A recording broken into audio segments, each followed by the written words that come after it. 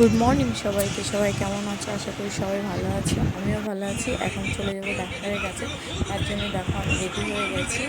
আজকে রিপোর্ট করানোর ডেট আছে, অনেকগুলো রিপোর্ট করাতে হবে, তার জন্য সকাল সকাল বেরিয়ে পড়লাম বড় মশাইয়ের সাথে।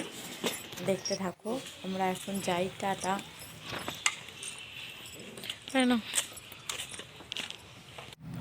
ভীষণ রোদ ছিল, যার জন্য মাথায় কাপড়টা দিয়ে নিয়েছি। পুরো মুখ চোখ অন্ধকার দেখছি, এতটা রোদ, যেমন গরম তেমন রোদের তাপ, মানে নিতেই পারছিলাম না। এত ভীষণ ভয় ভয় লাগছে, জানি না কী হবে। যে সমস্ত মানে কিছু কিছু হয়তো করানো হচ্ছে কোনো ক্ষেত্রে, বাট কিছু কিছু আছে যা করাই, তার জন্য ভীষণ একটু টেনশনও হচ্ছে, ভয় হচ্ছে, জানি না কী করবে, কতদিন ইঞ্জেকশন ফোটাবে, কী করবে। ভীষণ ভয় লাগছে।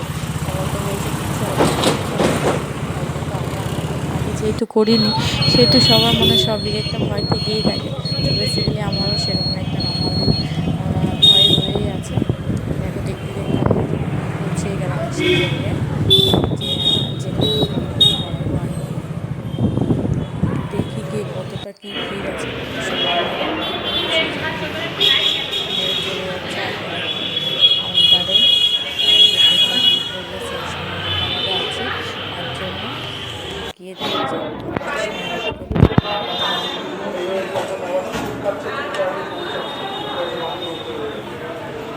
অনেকটা সময় লাগবে, যার জন্য দাঁড়িয়ে অপেক্ষা করা হয়। তখনই ঠিক এই অ্যাকোয়ারিয়ামটা দেখা, পাশের ইয়েতে ছিল।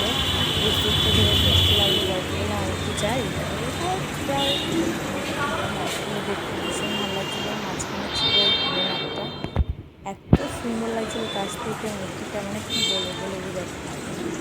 হোয়াইট ফিশ আর গোল্ড ফিশটা তো ভীষণ মিস করছিল, হোয়াইট ফিশ ভোলেনাথের মূর্তিটা একটু ভালো লাগছিল। জলের মধ্যে এত সুন্দর একটা মূর্তি, বেশ ভালোই লাগে।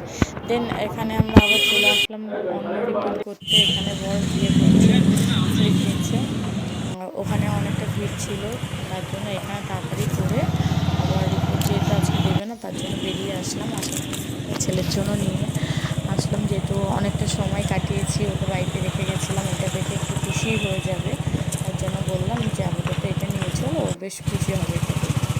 দেখতে দেখতে বাড়ি চলে আসলাম। দেখো বাড়ির গেটটা আমাদের দুবেলা দাদু খুলে রেখে চলে যায়, ওনার মনে থাকে না।